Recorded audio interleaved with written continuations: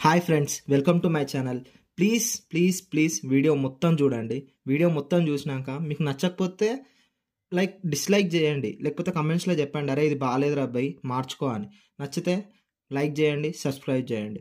ఈరోజు నా టాపిక్ ఏంటంటే, ఎందుకు నాని వేరే హీరోస్ కన్నా డిఫరెంట్, ఎందుకు నాని పాత్ వేరే ఉంది, వేరే వాళ్ళు ఎందుకు అక్కడనే అయిపోయినారు, నాని పాత్ ఎందుకు ఇంక్రీజ్ అవుతుంటా వస్తుంది గ్రాఫ్. సో నాకు తెలిసినంత వరకు అందరికీ నానికి డిఫరెన్స్ ఏంటంటే స్క్రిప్ట్ సెలెక్షన్. ఆయన ఆయన రేంజ్ పెరుగుతున్నా కానీ స్క్రిప్ట్లో మాత్రం ఆయన పర్ఫెక్ట్గా ఉంటున్నాడని నా ఒపీనియన్. ఎందుకంటే మీరు చూసుకోండి, వేరే హీరోస్ ఎవరైనా చూసుకోండి, ఆ టైంలో ఇప్పుడు నాని వచ్చిన టైంలో చాలామంది హీరోస్ వచ్చినారు, అంతకుముందు కూడా వచ్చినారు, వాళ్ళు ఎవ్వరు అసలు ఫేడ్ అవుట్ అయిపోయినారు. ఉన్నా కూడా వాళ్ళు ఏంటంటే సినిమాలు తీస్తున్నారు కానీ హిట్స్ అనేవి రావట్లేదు. వస్తున్నాయి, కష్టపడుతున్నారు, సినిమాలు వస్తున్నాయి, బాడీ బిల్డ్ చేస్తున్నారు, అన్ని డిఫరెంట్ ట్రై చేస్తున్నారు కానీ హిట్లు మాత్రం రావట్లేదు. లైక్ సుధీర్ బాబు చూడండి, మీరు సందీప్ కిషన్ చూడండి. అప్పట్లో సందీప్ కిషన్ ఒకటేసారి మంచిగా లేచిండు, మళ్ళీ అన్ని సినిమాలు తీస్తున్నాయని ఆయనకి అంత అది రావట్లేదు. ఇంకా చాలామంది ఉన్నారు. అంతెందుకండి, నానికన్నా ముందు వచ్చిన రవితేజ అని చూడండి. రవితేజ ఒక కామన్ మ్యానే కదా. ఫస్ట్ నాకు తెలిసి ఫస్ట్ కామన్ మ్యాన్ వచ్చి ఒక తోపు, ఒక రేంజ్ చూపించింది చిరంజీవి. అంటే చిరంజీవి కూడా ఎందుకు ఆయన అట్లనే గ్రాఫ్ ఎదిగిందంటే ఆయన తీసుకున్న మూవీస్ బట్టి. ఆయన యాక్టింగ్ బాగా చేస్తాడు, అన్నీ ఓకే, బట్ తీసుకున్న మూవీ ఎట్లుంది, ఆ డైరెక్షన్ ఎట్లుంది, ఆ సినిమా బాగుంటేనే ఎవడైనా చూస్తాడు. ఓన్లీ యాక్టింగ్ మీద మాత్రం సినిమాలు నడవేయండి. మీరు ఆ జోనర్లో చూసుకుంటే ఫస్ట్ చిరంజీవి, తర్వాత అందరికీ ఒకటే ఒక హోప్ ఉండే నార్మల్ కామన్ మ్యాన్ హీరో అయింది ఏదంటే రవితేజ. బట్ రవితేజ అది ప్రూవ్ చేసుకోలేదు. అంటే రవితేజ అంటే నాని కన్నా ఎక్కువ హై పీక్ చూసినాడు. విక్రమార్కుడు, కిక్ ఆ రేంజ్ చూసిన ఆయన తర్వాత ఆయనకి అంటే ఒక కంఫర్ట్ జోన్కి వెళ్ళినాడో మరి ఏమైందో తెలియదు. కానీ అప్పటి వరకు మీరు కావాలంటే చూసుకోండి, కిక్ వరకు చూసుకోండి, ప్రతి మూవీ బాగుంటుండే, అంటే వరస్ట్ మాత్రం అస్సలు లేకపోతుండే.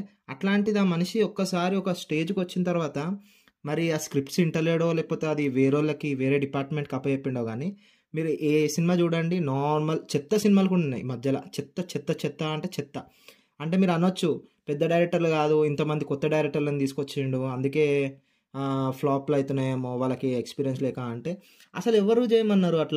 అట్లా చేయాల్సిన అవసరం లేదు. మీరు మంచి డైరెక్టర్ని తీయాలా. నీకు ఒక డైరెక్టర్ దగ్గర నుంచి నీకు ఆ కంటెంట్ అనిపించకపోతే నువ్వు ఇంకో డైరెక్టర్కి షిఫ్ట్ కావాలి. సేమ్ అదే మనం చేస్తుంది, నాని చేస్తున్నాడు. నాని ఓ పెద్ద బ్లాక్ బస్టర్లు ఒక 1000 కోట్లు, 100 కోట్లు, 200 కోట్లు కొడతలేడేమో, బట్ ఆయన గ్రాఫ్ చూడండి మీరు, ఖచ్చితంగా గ్రాఫ్ అనేది ఇంక్రీజ్ అయ్యకుండానే వస్తుంది. మీరు స్టార్టింగ్ నుంచి చూసుకోండి, ఒక నార్మల్ పర్సన్ అష్టచమ్మ లాంటి తీసిన సినిమా, ఒక 2 హీరోలు ఉన్న సినిమా అది.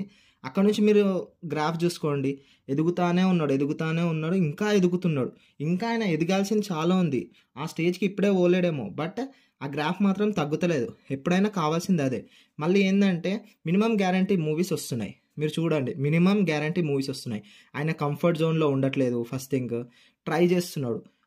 అంటే యాక్టింగ్ డిఫరెంట్ అవన్నీ పక్కన పెడితే మీరు ప్రతి స్టోరీ చూడండి, బాగుంటాయి. వరస్ట్ అయితే అస్సలు ఉండవు. ఇదే వేరే హీరోస్కి నానికి ఉన్న డిఫరెన్స్ ఏంటంటే స్క్రిప్ట్ సెలెక్షన్. వీళ్ళు స్క్రిప్ట్ సెలెక్షన్ కరెక్ట్ చేయట్లేదో లేకపోతే డైరెక్టర్ రావట్లేరో నాకు అర్థమవుతలేదు. కానీ మరి అట్లనే అనుకుంటే మరి ఈ నాని కూడా పెద్ద డైరెక్టర్లతోనైతే తీయట్లేదు కదా. ఫస్ట్ సినిమానో ఒక 2-3 సినిమాలు తీసిన వాళ్ళతోనో వీళ్ళతోనే తీస్తుండు. అయినా కానీ హిట్స్ ఎట్లా కొడుతున్నాడు, అది మనం ఆలోచించాలా. నాని ఏం చేస్తున్నాడు, డిఫరెంట్ ఎంతమంది డైరెక్టర్స్ వస్తున్నా వాళ్ళు కొత్తలైనా సరే వింటున్నాడు. ఆయన స్క్రిప్ట్ జడ్జిమెంట్ అనేది ఒకటి చేస్తున్నాడు.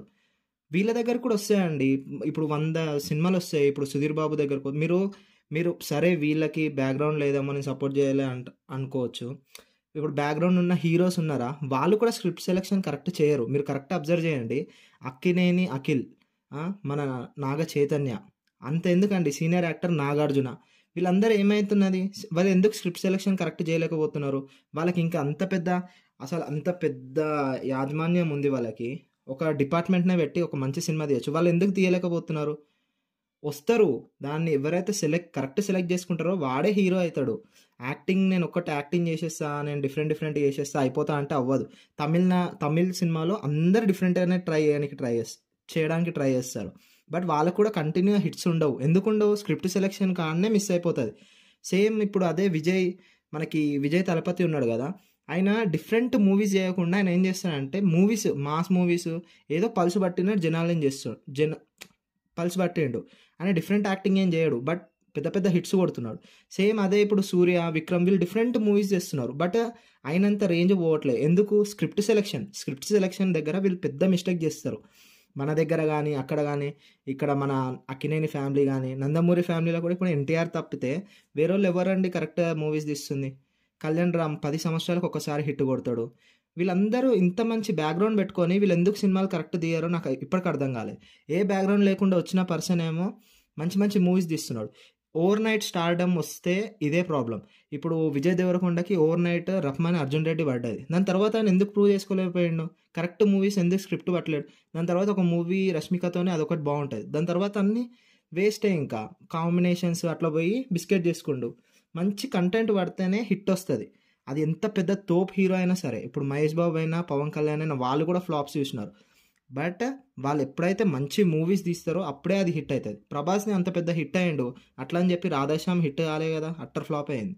సినిమా బాగుంది కాబట్టి కల్కి హిట్ అయింది.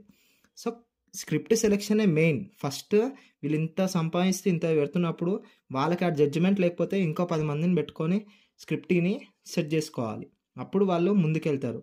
ఎగ్జాంపుల్ నాని ఆయన ఎవరినైనా పెట్టుకుంటాడా అవన్నీ మనకు తెలియదు, కానీ స్క్రిప్ట్ సెలెక్షన్లో మాత్రం బెస్ట్ అంటే నాని అండి. నానిని చూసి సుధీర్ బాబు వీళ్ళందరూ నేర్చుకోవాలి. వీళ్ళందరూ నేర్చుకుంటేనే అవుద్ది. అది నేనైతే కోరుకుంటున్నా వీళ్ళ దగ్గర.